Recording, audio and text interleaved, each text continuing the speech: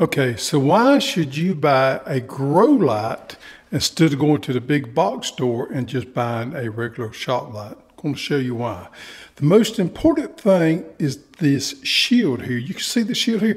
That is what directs the light down to the tray. Now, let's be honest, a light is a light. Now, we prefer to use the LED lights, but the shield is actually more important than the light. And that's what makes the difference between a grow light and a regular shop light.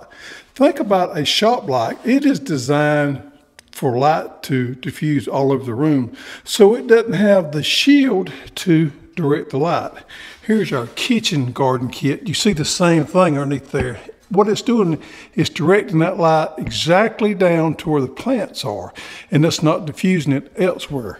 So you're getting a lot more light down where you need it on your trays than with a shop light. So there you have it.